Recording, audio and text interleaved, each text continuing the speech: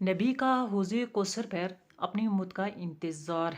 हुज़ूर पाक सल्लल्लाहु अलैहि वसल्लम ने इरशाद फरमाया कि मैं हौज़े कौसर पर तुम्हारा अमीरे सामान हूँगा और तुम्हारी ज़रूरियात को पूरा करने के लिए तुमसे पहले हौज़े कौसर पर मौजूद रहूँगा।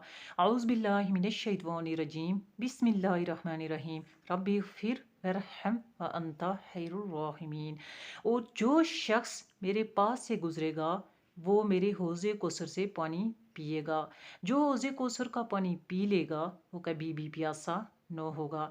इसके अलावा बहुत सी कौमें मेरी नज़रों के पास से गुजरेंगी, मेरे सामने आएंगी। मैं उन कौमों को पहचान लूँगा और वो मुझे पहचान लेंगे। फिर उनके दरमियान और मेरे दरमियान आड़ कर दी जाएगी। मैं उनको देखकर ये कहूँगा कि ये मेरे उम्मती हैं।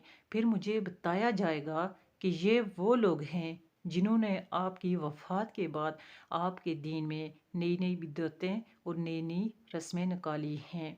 जब मैं ये सब सुन लूँगा तो मैं बोलूँगा, दफ़ा हो जाएं और दूर हो जाएं वो लोग जिन्होंने मेरी वफ़ात के बाद मेरे दीन में नई नई रस्में निकाली, नई नई बिदअतें निकाली। इन नई रस्मों और बिदअतों की वजह से ये लोग हुज़ूर पाक सल्लल्लाहु अलैहि वसल्लम के हौज़े कौसर के पानी पीने से महरूम रहेंगे और इनकी नुहसत इतनी होगी, पलीदी इतनी होगी कि हौज़े कौसर का पानी पी ना सकेंगे।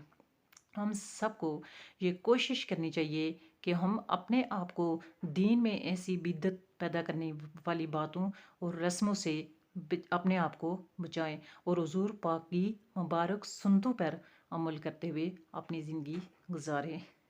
अगर आपको इस तरह की इस्लामी मालूमात सुनना अच्छी लगती हैं और सुनना पसंद करते हैं तो मेरे इस इस्लामी चैनल को सब्सक्राइब कर लें ताकि मेरी आने वाली जितनी भी इस तरह की इस्लामी मालूमात होती हैं वो आप तक पहुँचती रहें। आप ऐसी मालूमात को आगे पहुँचाएँ, सदका जारिया का सवाब हासिल करें और दीन व ईमान में अपना हिस्सा डालें।